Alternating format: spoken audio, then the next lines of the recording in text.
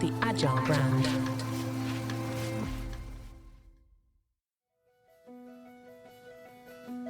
Welcome to Season 6 of the Agile brand, where we discuss marketing technology and customer experience trends, insights, and ideas with enterprise and technology platform leaders. We focus on the people, processes, data, and platforms that make brands successful, scalable, customer-focused, and sustainable. This is what makes an Agile brand. I'm your host, Greg Kihlstrom, advising Fortune 1000 brands on MarTech, marketing operations, and CX, best-selling author and speaker. The Agile Brand Podcast is brought to you by TechSystems, an industry leader in full-stack technology services, talent services, and real-world application. For more information, go to teksystems.com. Now let's get on to the show. As bot activity is impacting consumer trends, it's important for brands to be agile with technology. Welcome to today's episode, where we're going to dive into the challenges and opportunities presented by the rise of bot activity in several key industries with Nanhi Singh, Chief Customer Officer at Thales. We're going to explore the implications of the 2024 Imperva Bad Bot Report and discuss strategies for staying agile amidst these changes. Nanhi, welcome to the show. Thank you so much, Greg. It's wonderful to be here. Yeah, looking forward to talking about this with you. Why don't we get started with you giving a brief introduction of yourself and your role at Thales? Sure. So as you mentioned, I am Chief Customer Officer. And basically what that means is that when it comes to customer experience, the buck stops at me.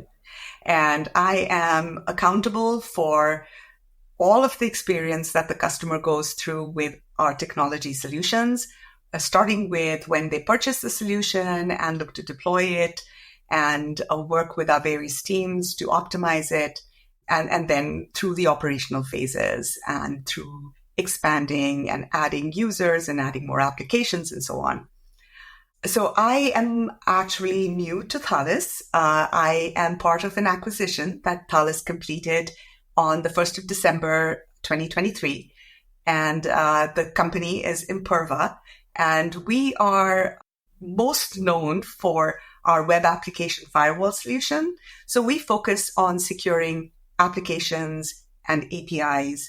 And of course, along with the entire Thales portfolio, what we do is secure data and all paths to that data. Right. So the promise that we look to deliver to our customers is that when they work with us, we ensure that their data, the applications that obviously add to that data, modify that data, and so on, and the APIs, which are a big part of modern applications, are secured. Great. Well, yeah, you are definitely the right person to talk about this report with. And so let's dive in here, and we'll put a link to the report in the show notes as well. But first, could you provide an overview of the 2024 Bad Bot Report, and why are its findings significant for businesses today? Yeah, so our Bad Bot Report, which we have been releasing for the last few years, this year has shown that bad bots are just continuing to increase in the percentage of total traffic of the internet traffic. And one of the main things that I think has led to this is actually Gen AI, because it's become simpler now to write simple bots. So a large number of simple bots are being written by people with very little technical skills. They're able to very quickly create a little bot and release that and basically create a lot of chaos and confusion for many of our customers, particularly those who have focused on building a digital experience, especially during this COVID experience that we all went through. A number of companies decided that they had to have a digital presence or had to enhance their digital presence. And a lot of them did it in a bit of a rush, perhaps, right, and didn't really account for all of the various risks that they need to think about when it comes to web applications and mobile applications. So I think that a lot of the bad actors are taking advantage of that, and we see an increase in bot traffic. Got it. Yeah, and we're gonna dive a little into the AI aspect. We talk a lot about the positives and kind of the optimistic perspective on Gen AI a lot on the show as well, but definitely want to talk through that in a minute here. But first I wanted to talk through the report highlights some significant bot activity in some very specific sectors: law, government, entertainment, financial services, some others as well. Can you maybe elaborate on what are some of the types of threats that these industries are facing and maybe some impacts as well? Yes, certainly. So I think that what's really important to understand is that obviously there's so many different kinds of security threats. But when it comes to bots and specifically automated threats by bots, that's a very specific set of threats. And some of the most common ones that we see are scraping and account takeover. And account takeover, for instance, is common across all industries. So login functionality on websites, they basically exist whether you're a ticketing application or you're a grocery store or whatever it might be, you have login functionality. And account takeover is one of the most common bot threats that we see. When it comes to specific industries, then you start to see very specific types of threats. So one example I can give you is the entertainment industry, and specifically ticket sales. So we see a lot of ticket scalping. What we saw also, going back to my comment about COVID, is that a lot of people really took a look at their lives and decided that they wanted to live life to the fullest. And so they spend money on experiences. And this has led to, a lot of ticket applications doing very well, and a lot of concerts and entertainment doing really well. But it's also led to an explosion in ticket scalping. And so what happens there is that the bots are basically used to create an unfair advantage over humans, over real human users. And I think a great example of this that was in the press a lot was Taylor Swift's concert. Yeah. And the initial chaos over humans not being able to book tickets. And even though a ticket website might think that things are fine, we're selling tickets, these bots are then basically grabbing those tickets that are resold later at a significant markup. And so even though the business may think that, oh, it's fine, I've sold my tickets, but actually the reputation damage can be significant because people can get really vocal about their frustration with not being able to buy tickets. And of course, with social media, it starts to explode, which is what we saw with the Swifties, for instance, right? And the other problem is that the sheer volume of bot requests can just overwhelm the application infrastructure. And this can just slow everything down and maybe even cause downtime. And obviously, downtime is something that, most businesses are measuring that because of the operational costs that are associated with it. Yeah. So what does a business do then? I mean, maybe even just to use the ticketing example, what does a company do to mitigate some of these risks here? So I think that certain industries, like the ticketing one I described, or travel, they are particularly susceptible to bot threats. And I think what is really important is for the security teams and the business, and usually, it is somebody who's accountable for the e-commerce site, or it's somebody accountable for the digital experience. I know that a lot of our customers now have chief digital officers. So it's really important for security and the business teams to work together to understand what are those key business metrics that are important to them with the whole digital customer experience, and then start to identify and evaluate the risks that are presented on their websites or on their mobile applications, and identify all of those vulnerable points like login endpoints, like pages where you're creating an account, or payment pages and other kinds of forms, and then the other important thing is to understand what is the traffic that you have on your websites, and how do you look for unexplained spikes in this traffic, and how do you then implement the security solutions like the Imperva Bad Bot protection solution that can then help control and manage that. Yeah. Yeah.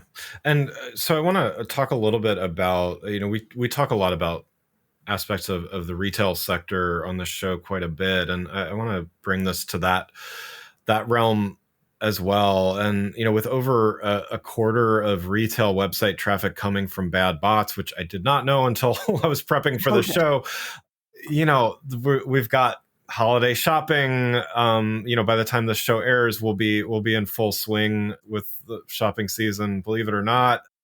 And, during critical times like Black Friday and others, what challenges does this pose for retailers in particular? Our Bad Bot report actually highlights that ATO attacks, or account takeover attacks, actually during the holiday season, it spiked to 85% on Black Friday. And malicious login requests start to soar between October and November, as these days companies are also trying to get shoppers in early, and so you start to see this happening. And the other thing that's really important to note is that whenever there is a data security breach, we see that the account takeover attacks start to really spike right after a data breach, because these bad actors have been able to get access to credit card information, and they are essentially trying to either go for card cracking or use the account login to take over the customer's account. Retail, I think, suffers a great deal during Black Friday, Cyber Monday, and in Asia, we see that also during, I believe it's called Singles Day.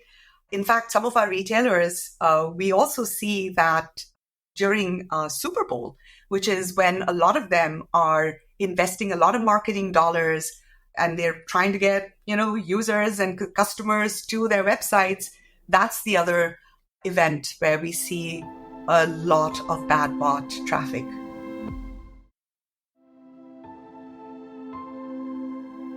And so I want to get back to a point that you made earlier about kind of go back to visibility. And so, again, with the ticket sales scenario, it's like from the ticket seller's perspective, it's like, oh, yay, we sold out all our tickets, but, turns out, 75% of them were sold to bots. Same with retailers here. It's like not all bots are bad bots, right? So that's why I think it's called the Bad Bot Report, right? So there's harmful bot traffic that you mentioned.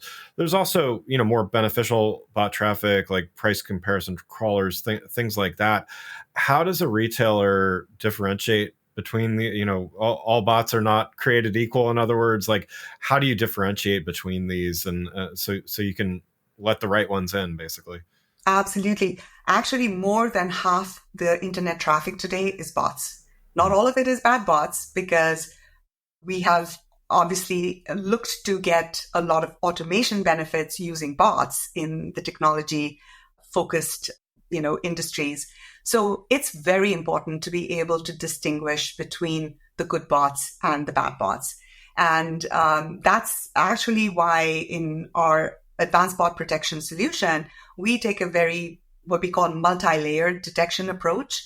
And we combine reputational analysis with also looking at behavioral analysis. So we really focus on identifying very accurately the bad bots so that we don't impact legitimate users and we don't impact the good bots, because the good bots are actually useful. So it's really important that our customers are able to identify those bots that they want to allow on their sites, and really block only the bad ones. Yeah. So to go to you talked about account takeovers, and I wanted to touch on one more point about that briefly, and just to definitely not a good thing. What do companies do to help manage or combat these ATO attacks effectively? Well, the short answer is you need to have an advanced bot protection solution, especially if you are in an industry that is prone to these ATO attacks. So, for example, one of the largest recorded ATO attacks that we protected against was with a digital banking service provider. And they were targeted with over 500 million malicious login requests over a span of 3 weeks. Wow. And they were peaking at over 25 million requests per day. Wow. But it was our solution that automatically prevented that. And in a lot of cases, we are able to show our customers through the reports that we provide in our console that we protected them, and they didn't actually even know that the attack was happening because we protected them against the attack. Yeah. Wow, that's that's a significant number there.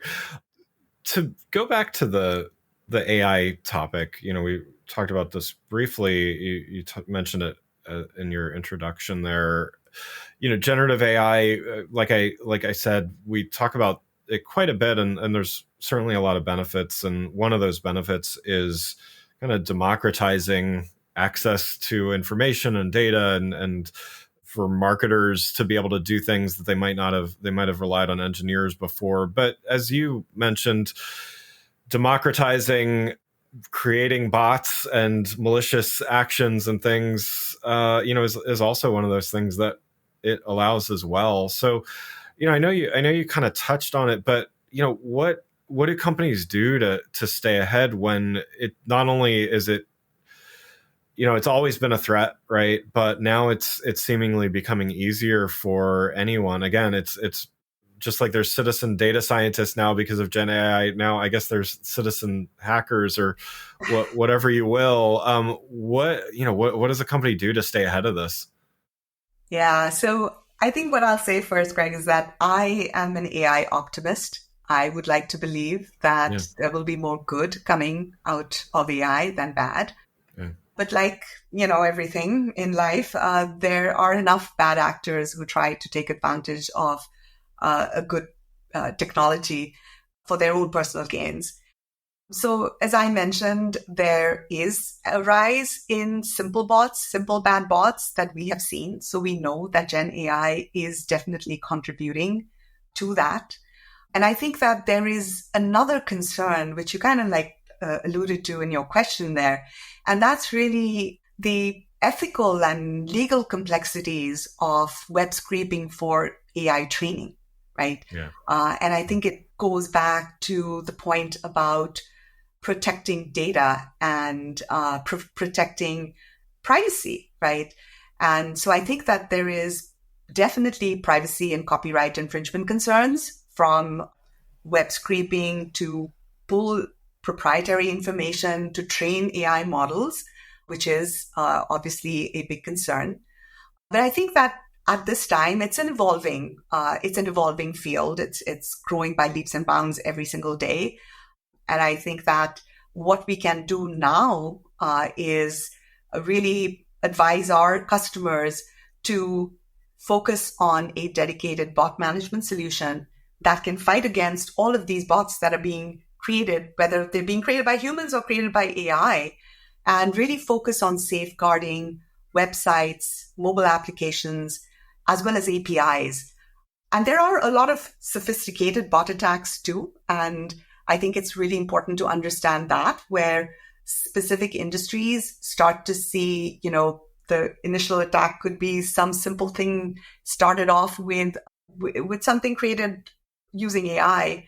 But then as you start to fight back and block those bots, then the bad actors come in and start to make adjustments. And we call them persistent bots. They keep coming back with trying to fight against the solutions that we have put in place. And in fact, I use the word fight because one of our customers, who's also a huge partner because we work with them in a B2B2C approach, and they have a security operations center that has a dedicated group within the SOC that is focused on fighting bots. and they call it the Bot Fight Club.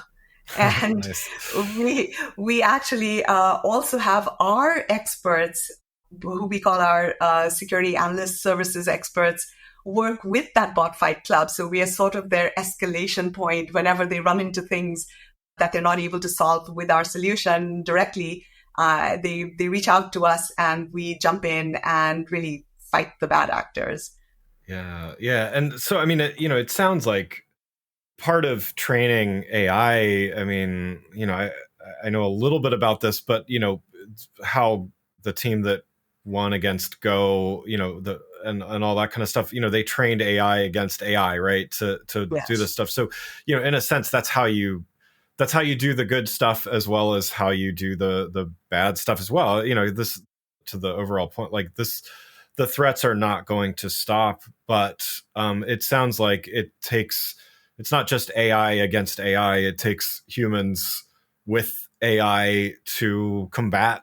The Fight Club isn't just an AI running autonomously, right? It's so like, what's the balance here? There's definitely AI versus AI, but there's also the human component. How do you look at that human component and the transparency of what's going on? Like how critical is that part of it? Okay. Yes. So let me start by actually talking a little bit about how the security industry in general and specifically Imperva and Thales have actually been using AI for a long time. And for a long time, we have been talking about machine learning models, right? So a lot of our security solutions are basically dynamically trained machine learning models. And that was what we referenced as AI before Gen AI came along. Right. So there's a little bit of history there, which I think sometimes people don't fully understand because of all the hype around Gen AI at this point. Yeah. And then I want to go back to the point I made earlier about being a AI optimist, because I think that the power of AI is to enable humans to be able to do more than we could ever do, in our wildest dreams. And so that brings me back to being able to combat some of these bad actors who are using AI.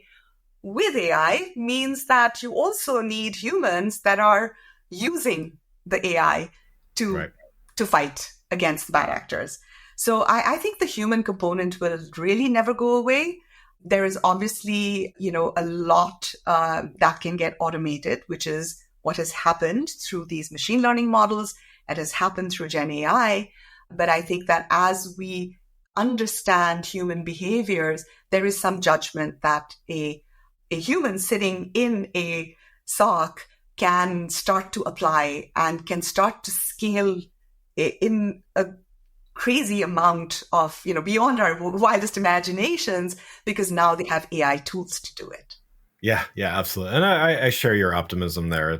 I think it's good to have a dose of realism in there, once in a while as well, but definitely agree. I think there's the benefits outweigh the drawbacks for sure.